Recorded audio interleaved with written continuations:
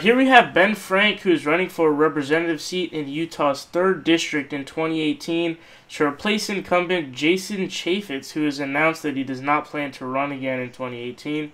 You can find all the information you need about Ben Frank at ben4congress.org, including where you can contribute, upcoming events, and all of his policy positions.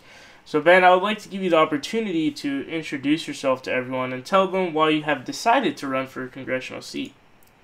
Okay, my name is Ben Frank, and my background has been in mental health. I've worked in hospitals and group homes and substance abuse rehabs, and I've been an activist and a progressive I feel like I was born a progressive. Why I decided to run is specifically in this seat. Utah voters are usually given the option between moderate Democrat that's not very strong on doesn't take strong positions on policy, or just a typical corporate Republican. And I believe that some progressive values and policies can win in the district because we have a lot of farming towns that are being driven out by major corporations. I think clean energy will do great in some of our mining communities.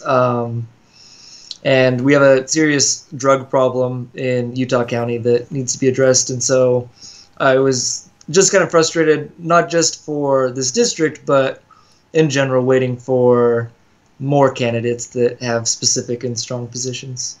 Okay, and so from what I've read, you were a part of Bernie Sanders' campaign back in 2016. Yes. I would just like to know how much your positions are influenced or reflected by Bernie Sanders, because a lot of people are pretty big Bernie Sanders supporters. Yeah, I've loved Senator Sanders for a long time. As a kid, I used to pretend I was from Vermont because I don't know, that made me feel more connected to Bernie. So there is definitely an influence. I just saw him today at him and Tom Perez at the Unity Tour, I believe it's called. So there are some specific things that have been very influenced by Bernie Sanders, like Wall Street reform.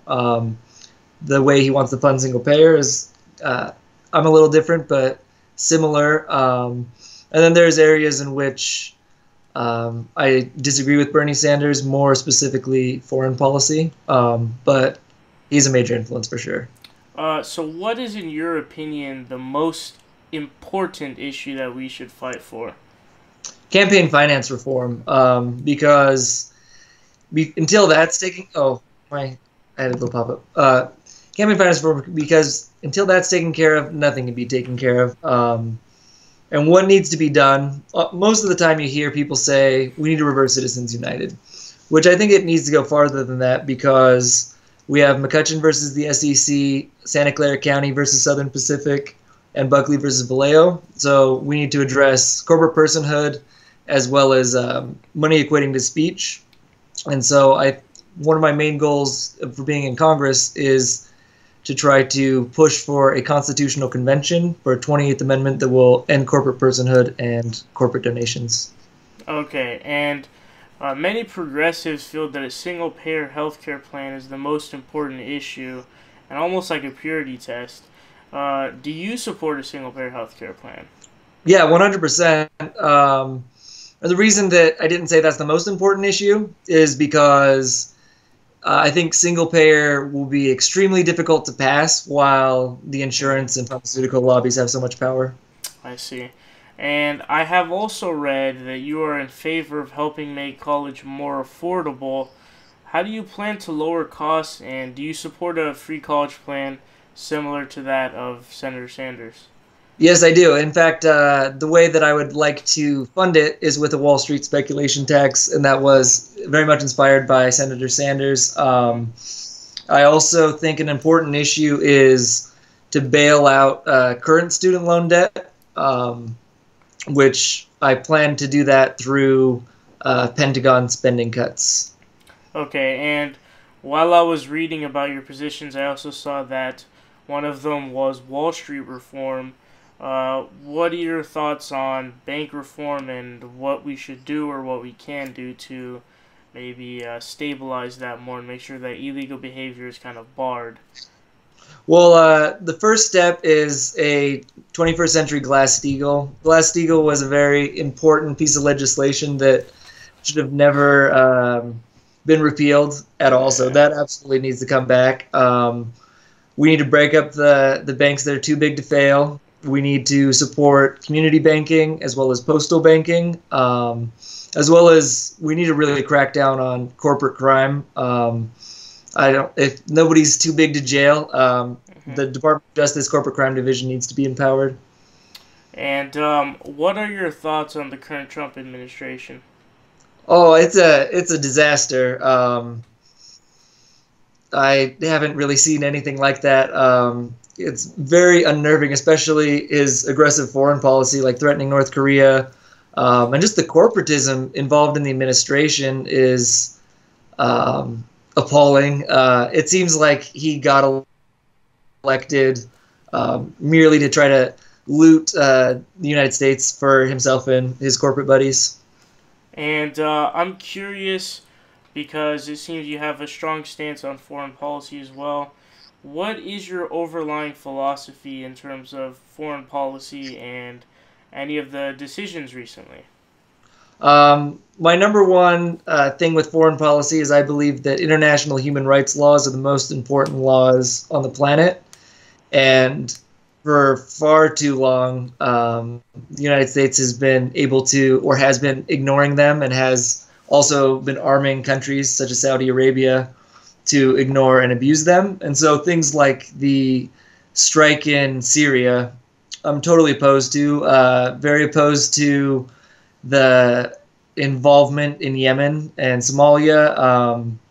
We've been at war since I was 13 years old, and I think that it's just created more terrorism, made us less safe, and war on terror has cost about $5 trillion, and that money, we could have had a great healthcare system, great clean energy, all kinds of things. Right, and speaking about international law and the Geneva Conventions, would you try to shut down Guantanamo Bay?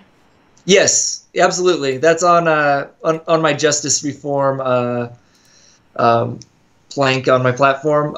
What has happened at Guantanamo Bay prison has been a horrific atrocity. Like, disgusting human rights abuses have occurred there, and we need to close the book on that and distance ourselves from it as much as possible. Very dark page in U.S. history, and we have to give rights of the accused to any detainee, regardless of country of origin, citizenship status. But Guantanamo, has to go, and never again should any policy look like the Bush administration's policies towards detainees. And speaking of justice reform, do you have any positions when it comes to the current mass incarceration that we have in the United States and the huge effect, the disproportionate effect on African Americans and minorities? Yes, absolutely. The first thing is to end the war on drugs, because our drug laws definitely target low-income and specifically African American communities, like the difference of charges between crack and powdered cocaine, things like that. And I think really to cut down on mass incarceration, we need to invest in mental health. And there's several mental health programs that can help with cutting down the incarceration rate. For example, in Salt Lake, we have a drug and mental health court programs. I support those. I support alternative housing and jobs training. And then for incarcerated youth, I think that we need a system that reflects more of therapeutic foster care as opposed to detention centers. Okay, and just the last question. Who would you like to see as the Democratic nominee in 2020? So I've got big three. One of them's not really a Democrat. So Bernie Sanders, of course, a Democrat that hasn't been in office for a while, but I absolutely love and has been a big inspiration, is Dennis Kucinich. And then just a progressive hero of mine, Ralph Nader. So realistically, Sanders or Dream World Kucinich. Alrighty. So this is Ben Frank. He'll be running for a representative seat in Utah's 3rd District in 2018 to replace incumbent Jason Chaffetz, who has announced he will not run again. If you want to find out more about him, he was part of the Bernie campaign. To find out more about him and to contribute to his campaign, go to benforcongress.org. Is there anything else that you'd like to say to the audience before the end of the interview? No, thank you for having me on.